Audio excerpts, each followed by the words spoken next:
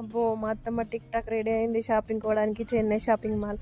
ఇక నాకు ఎంత సావి ఇస్తుందో ఏమో, ఇక పోయిన తర్వాత చూడాలరా నాయన.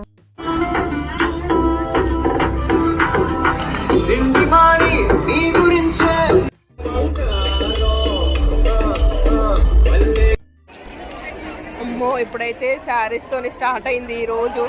మరి నెక్స్ట్ ఏమవుతుందో చూద్దాం.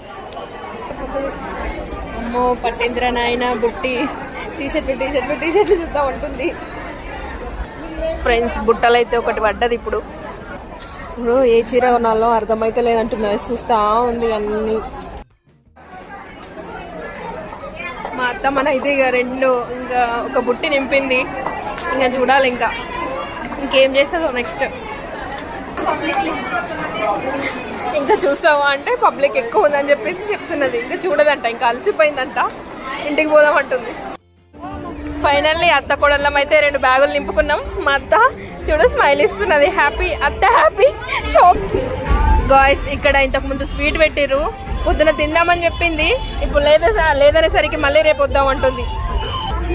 చూడండి గాయ్స్, చెప్పినా వింటలేదు, మళ్ళీ పోతుంది. స్వీట్ కావాలంట, చెప్పినా వింటలేదు.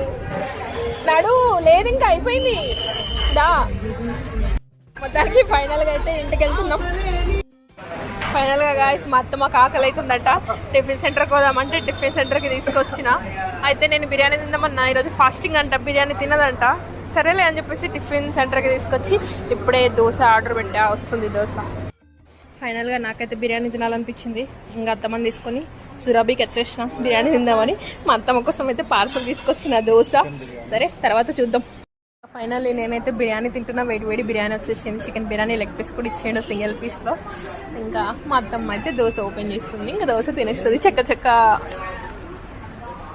ఏమంటుంది హోటల్లో వచ్చి, అబ్బా బ్యాడ్ స్మెల్ వస్తుందంట. ఏం స్మెల్ వస్తుంది అత్తమ్మ అంటే చికెన్ బిర్యానీ స్మెల్ వస్తుందంట.